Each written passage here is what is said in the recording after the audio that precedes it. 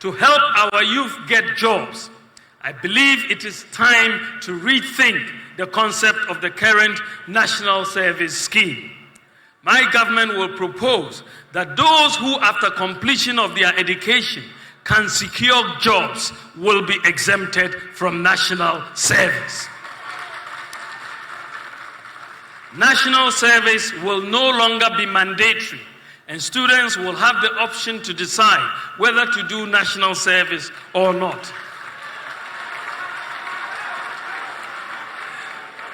This will also encourage companies to go to the campuses to recruit annually.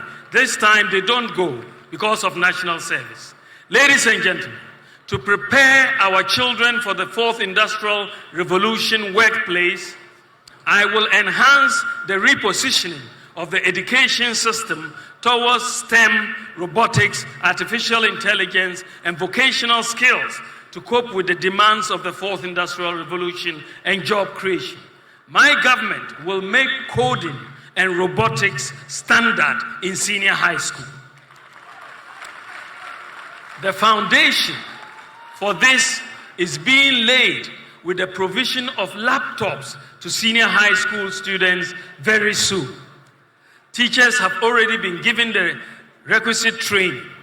Following the senior high school, we will also implement a one student, one laptops policy for tertiary students through the provision of a zero. Become a digital hub in Africa. Ghana's telecom industry needs more investment. The cost of data for the ordinary Ghanaian has become too expensive. It goes against the very ethos of our digitalization journey. The industry cannot continue to operate at the efficiency and pricing levels of the least efficient operators. The focus has to be on the best efficiency and pricing for the consumer. I commit to working with the industry players in setting clear policy guidelines that will remove any investor uncertainty and difficulties in business planning, including the expeditious allocation of spectrum, driven more by the goal of enhancing digital inclusion and less by revenue consideration. Another area I want to tackle is reducing the cost of living. Ladies and gentlemen, a major priority of my government will be to reduce the cost of living. The cost of living in the world has increased massively following the COVID pandemic and the Russia-Ukraine war. Global inflation has increased from 1.55% in 2016 to 8.7% at the end of 2022. That is average. This is a five-fold increase.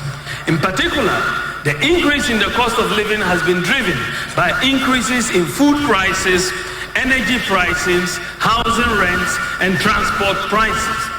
Therefore, any attempt to reduce the cost of living on a sustainable basis must tackle agriculture, energy, housing, and transport prices. And that is exactly what I am going to do.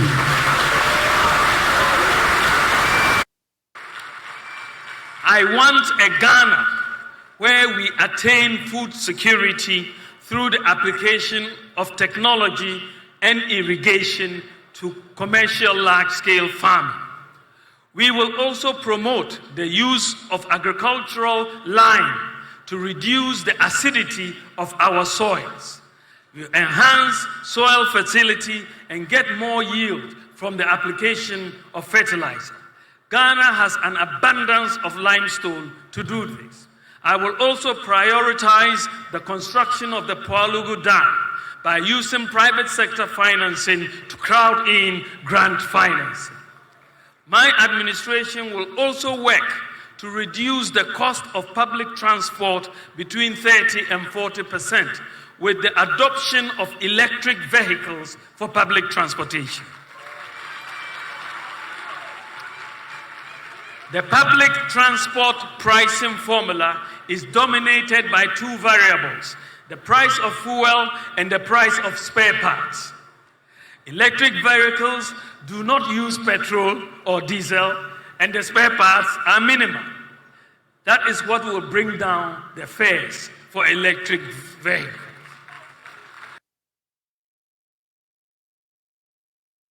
And the constant and large increases of fares that we have been witnesses will become a thing of the past. Under a housing for all policy, I will also have a major focus on the provision of public housing in the same manner that Singapore did. We will partner with the private sector to build large housing estates, as we have started doing, without the government having to borrow or spend. Also, the National Rental Assistance Scheme, which is working so well, will be enhanced to deal with the problem of demands for rent advance of 2 years and more. Ladies and gentlemen, as part of the effort to reduce the cost of living, my government will implement policies to have energy self-sufficiency at reduced cost through solar and other renewables, with the application of market efficiency to the energy market.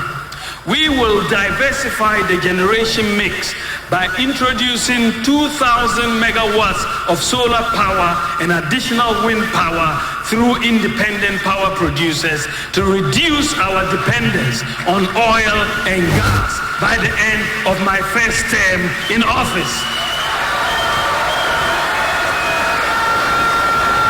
Our dependence on oil and gas by the end of my first term in office.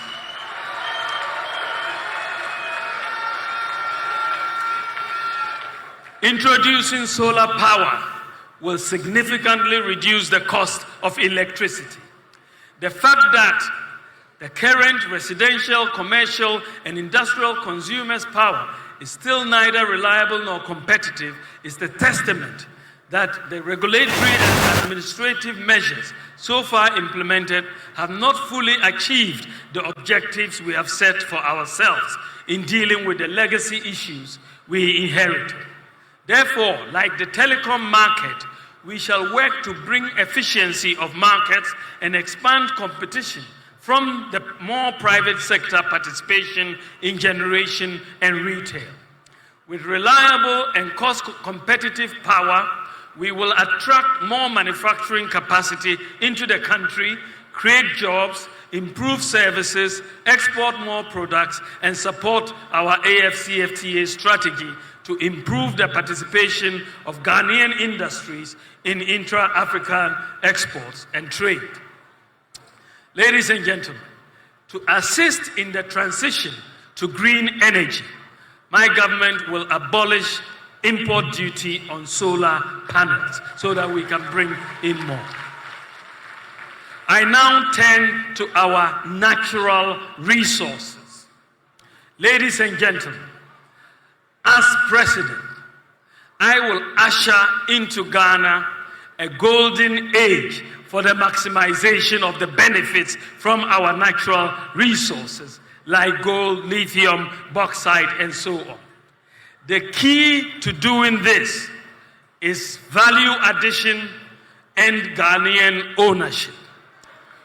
We need a new paradigm in natural resource contracts. Some of the key policies I will implement to maximize our benefits from our natural resources will include the formalization, regularization, and regulation of environmentally sustainable small-scale mining. About 1 million people are engaged in small-scale mining in Ghana. Our goal would be to help grow small-scale mining companies into large-scale companies with capacity building and assisting them to access finance for acquiring equipment.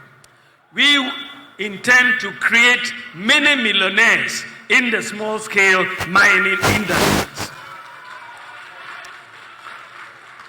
My government will support the Minerals Commission and key stakeholders to formalize the artisanal and small-scale gold mining sector with the objective of ensuring that activities of the entire value chain are sustainably and responsibly done, so that most of the gold produced by this sector can be sold to the Bank of Ghana and be eligible to be part of Ghana's gold reserves at the central bank.